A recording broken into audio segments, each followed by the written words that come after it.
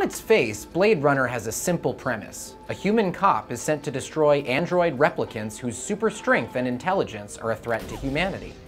But ever since the film's release in 1982, fans have been torn as to whether Rick Deckard, played by Harrison Ford, is actually a replicant himself. The speculation became such a persistent part of Blade Runner's place in movie history that both Ford and director Ridley Scott addressed the issue and gave two different answers. And the new sequel, Blade Runner 2049, only makes the matter more confusing. The director of the original, Ridley Scott, has maintained pretty consistently that Deckard is, in fact, a replicant. He's a replicant. He is definitely a replicant.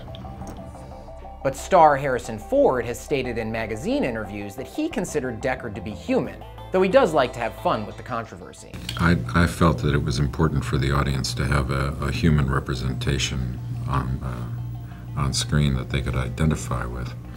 So I resisted the idea of being a replicant, I suppose, as a replicant would. But where does the discrepancy come from in the first place? The crux of the question has to do a lot with timing and a small handful of script changes and re-edits that the movie went through. In the 1968 Philip K. Dick novel that Blade Runner was based on, Do Androids Dream of Electric Sheep, Deckard gets himself tested to prove that no, he is not a replicant. But that's just one version of the Blade Runner story. The replicant theory stems from the fact that there are a bunch of versions. The first full-length version of Blade Runner was a work print, a cut produced for viewing by the film's crew and the production companies involved. It was given a test screening before the film's release in 1982, but afterwards, studio executives worried that fans wouldn't understand the ambiguity of the film's plot, which is something the movie is now loved for. So for the 1982 release, known as the theatrical cut, Ridley Scott was forced to add voiceover narration and a happy ending. The voiceover is performed pretty blandly by Harrison Ford, who reportedly bristled at the last-minute request. I didn't know how long we'd have together. Who does?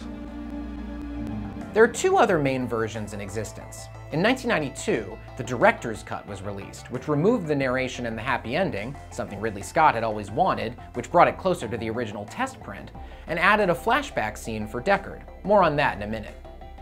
And in 2007, the final cut was released, which essentially just cleaned up the film and special effects, which were, at that point, over 20 years old. It kept the same plot as the director's cut, and introduced a different color grading to the film. This might sound like nerdy scorekeeping, but whether you believe Deckard is a human or a replicant really depends on which version you watched. The main evidence that Deckard is a replicant comes from a scene that was added to the 1992 director's cut, the scene of the unicorn. At this point in the movie, it's not clear what that means, other than being a vision Deckard has while he's drinking, but it's a setup for a big reveal. Deckard's colleague Gaff, who's been shepherding him along as he takes out the replicants to complete his assignment, has a habit of making origami figures. And the fact that he makes one of a unicorn is telling. How did he know Deckard would get the reference? Wasn't that just a daydream Deckard had? As the theory goes, Gaff's knowledge of the unicorn is just like Deckard's knowledge of replicant Rachel's memories. You remember the spider that lived in a bush outside your window? Orange body, green legs? Deckard knew them because they were memories made by the Tyrell Corporation, and following that logic, Deckard's memories and dreams would have been engineered as well, something that Gaff could have read about in Deckard's files, just like the rest of the replicants. But in the theatrical cut of the film, the unicorn dream never appears. According to Ridley Scott, it was shot during the original cinematography, but removed from the theatrical edit. So you would have left a screening of the 1982 edit thinking the unicorn origami was all about Rachel. Gaff had been there and let her live. So without the unicorn scene, how does the Deckard's a replicant theory stand up? Does it explain his ability to take such a beating in the final fight of the movie? And climb up a building with 2 broken fingers? And what about this red glow in his eyes that fans noticed? Every replicant in the film has it, and if Deckard's a replicant, is Gaff just being super sarcastic here? Gentlemen's job, sir.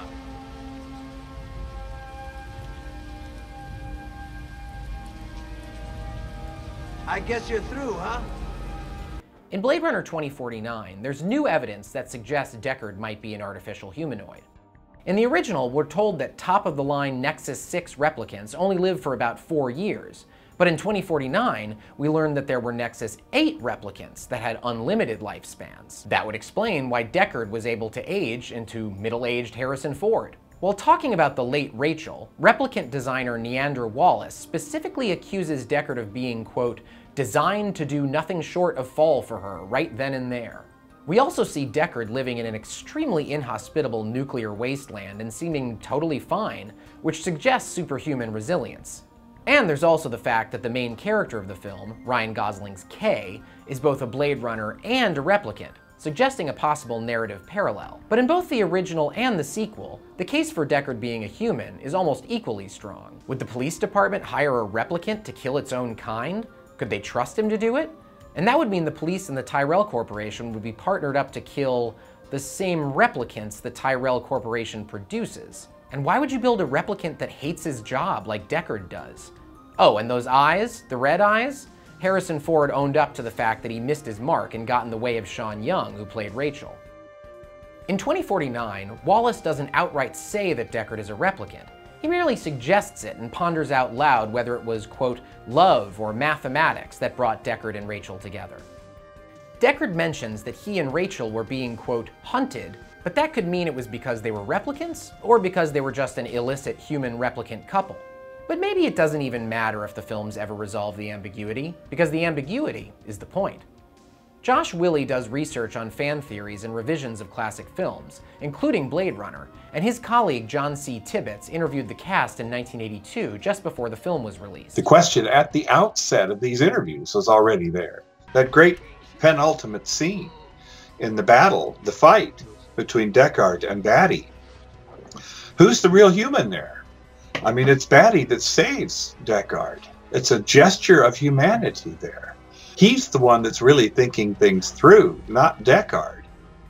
Whether they are physically natural or engineered people, you definitely can see that Batty is the one who is becoming or discovering his humanity, and Deckard is sort of sliding back into a programmatic way of living.